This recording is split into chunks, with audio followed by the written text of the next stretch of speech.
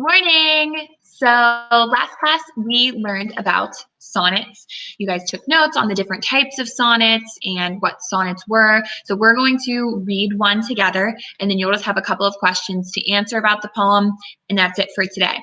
Next class, I won't see you until Wednesday of next week. You guys will be trying to do what we're doing right now, except on your own. So I'll hold your hand this time and let's see how you do with the sonnets. We'll do a little activity together in class Wednesday and Thursday. This sonnet is called Whoso List to Hunt, and it's by the author Sir Thomas Wyatt, which if you remember from your notes, he's an English author. This is British literature, but he writes in the Italian style of sonnets, so not quite the English sonnets yet. Whoso lists to hunt might be confusing for you. So if you look on this slide, the translation of that title is simply whoever cares to hunt or whoever wants to hunt. So based on that, if we were doing this in class, I would ask you, what do you think he's going to be saying in this poem? If the title is whoever wants to go hunting or whoever cares to hunt, he's probably going to give you some tips on hunting, although it might not be exactly what you think. So he's going to tell us, give some advice to those who want to go hunting. If you remember from the background notes, we said Italian sonnets are split up into an octave and a sestet, the first 8 lines and the first 6 lines. So we'll read these first 8 lines and then we'll kind of break it down and see if we can translate what's happening here. Whoso lists to hunt, I know where is an hind. But as for me, alas, I may no more. The vain travail hath wearied me so sore. I am of them that furthest come behind. Yet may I by no means my wearied mind draw from the deer, but as she fleeth afore, fainting I follow. I leave off therefore, since in a net I seek to hold the wind.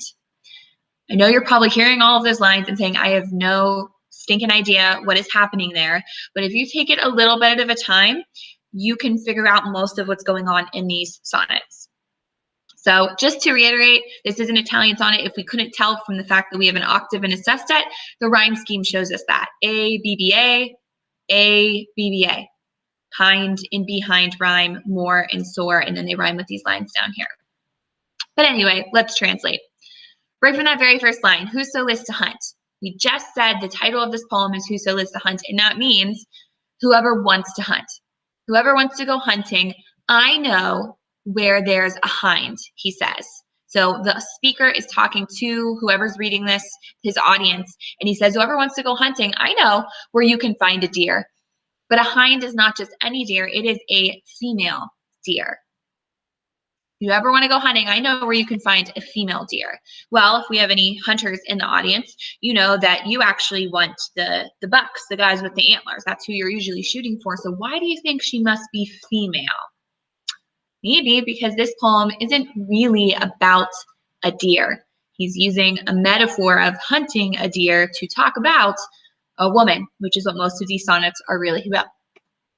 He says, as for me, alas, I may no more. So whoever wants to go hunting, I know where you can find a deer, but as for me, I may no more. What do you think he means when he says, I may no more? He's saying, as for me, I'm done. I'm not hunting her anymore. So just from those first 2 lines, he's saying, whoever wants to go hunting, I know where you can find a female deer, a female. As for me, I'm done hunting her, chasing her, pursuing after her. I am giving up the chase. He says, the vain travail hath wearied me so sore. Vain travail hath wearied me so sore. What is travail? What do you think that means? What does vain mean first? Obviously, it means conceited. That's one definition. But if you are studying for your math test in vain, you still fail. That means it's pointless. So what do you think he means? The vain travail has made me so sore.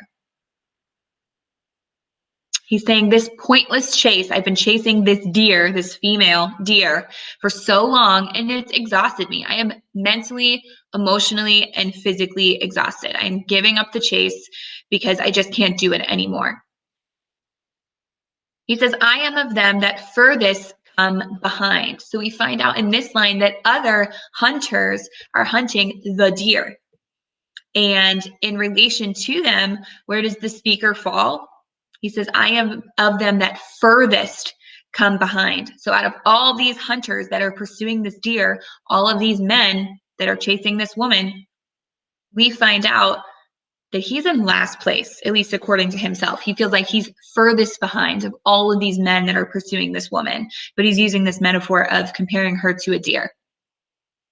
Yet may I by no means my wearied mind draw from the deer, but as she fleeth afore, fainting I follow.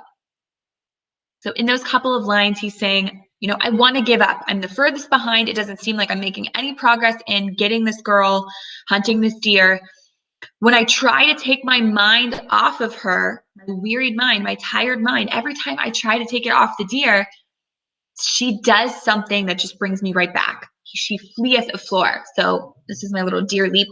She just flees, runs right by. So just when he finally forgets about her for a second, when he finally feels like he can stop thinking about this girl or chasing this girl, she does something to give him hope. And so he's using, again, this hunting metaphor. Just when he gives up chasing her in the woods, hunting her, he sees her run by. And so he continues the chase. But really, we know this isn't about a deer. This is about a woman. So he's saying, just when I'm going to give up, I'm exhausted of chasing this girl, she gives me just a little bit of hope, and I can't give up the chase again. But he says, I leave off, therefore, since in a net I seek to hold the wind. I leave off, therefore. I'm done. Therefore, he says, I'm done. I'm giving up chasing this girl. I'm not going to do it anymore. Since in a net I seek to hold the wind. What do you think he means by that? I'm done chasing this girl, chasing this deer, because it's like trying to catch the wind in a net. What do you think that means? I don't know if you've ever tried to catch the wind in a net, but it's an impossible task. You cannot do it. It's impossible. So that's what he's saying. I'm giving up. I'm done chasing this deer since what I'm trying to do is impossible. I can't do it. You can't catch the wind in a net. So I'm giving up chasing her. And here's a little gif of my cousin trying to catch the wind in a net. Last 6 lines, the sestet of this poem are this.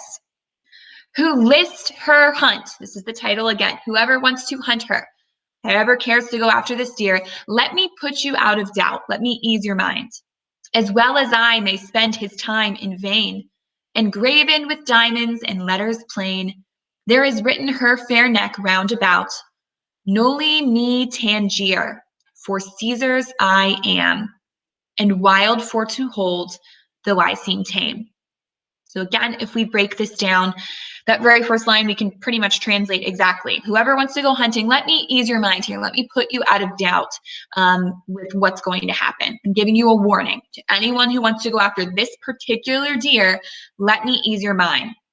As well as I, just like me, if you go after her, you will spend your time in vain. Remember from the last slide, we said the meaning of vain, not just conceited, is what? Pointless. You're wasting your time. So anybody that wants to go after this deer, you are wasting your time. He's giving a warning to all these other hunters.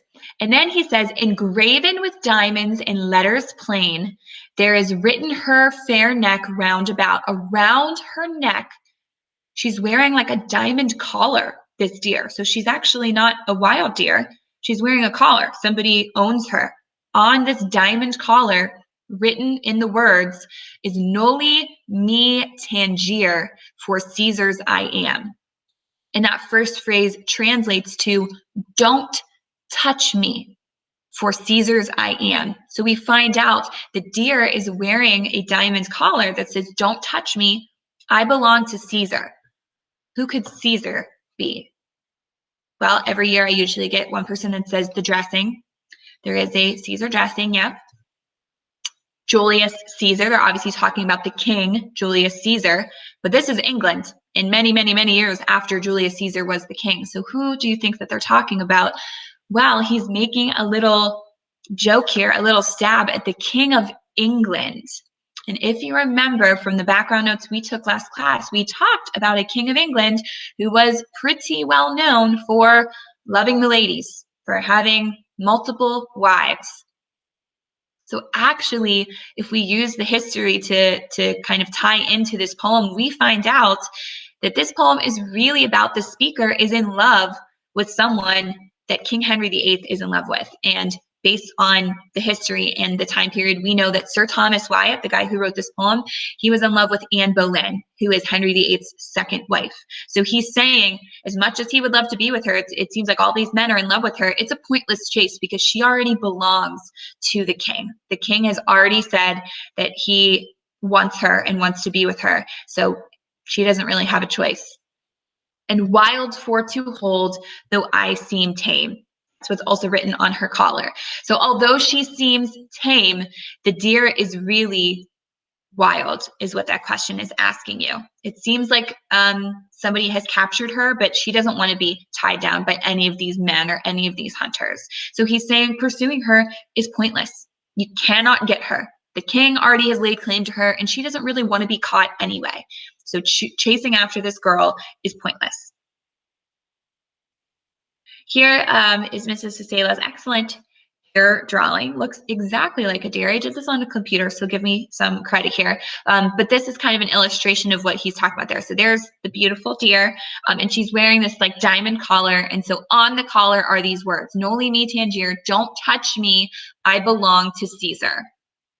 And even though I look tame, I'm really wild. So he's giving a warning to all these other men that want to go after this girl. You can't have her. It's impossible to get her. It's like trying to catch the wind in a net.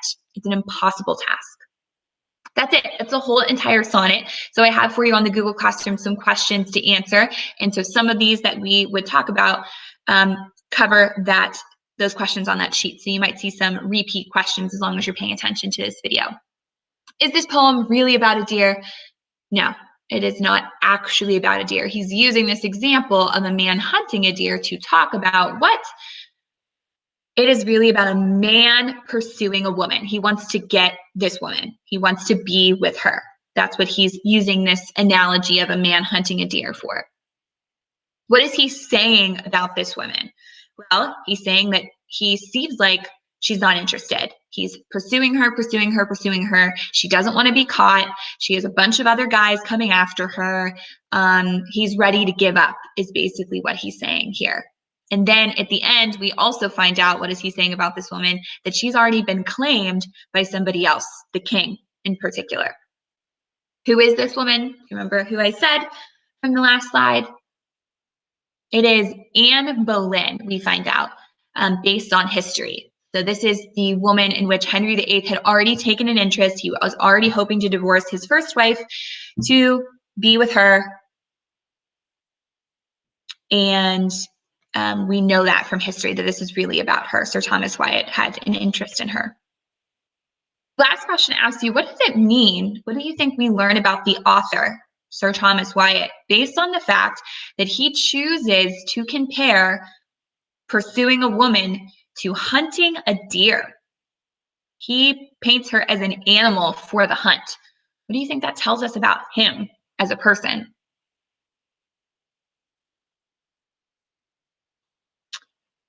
I would say that he has a pretty misogynistic view of the relationship between men and women. Does the deer really get a choice in any of this? No, she's being hunted by these men, and whoever hunts her or gets her is the one who claims her. She's like a prize for the taking. It's not really her choice. It's not like she's an equal partner in this. They're the hunters, and she's the prey. So that tells us a little bit about Sir Thomas Wyatt and how he views relationships, that it was kind of the man pursuing the woman. She's like a prize to be won, we could say. All right, all you need to do is make sure you answer those questions in the Google Classroom. So not these questions, there's a Google Doc. Although some of these questions are the same, there's a couple other ones on there to check your understanding and that you paid attention to this poem. So answer those, upload them to the Google Classroom, and that is it for today. Have a good day. I will see you next week, and make good choices.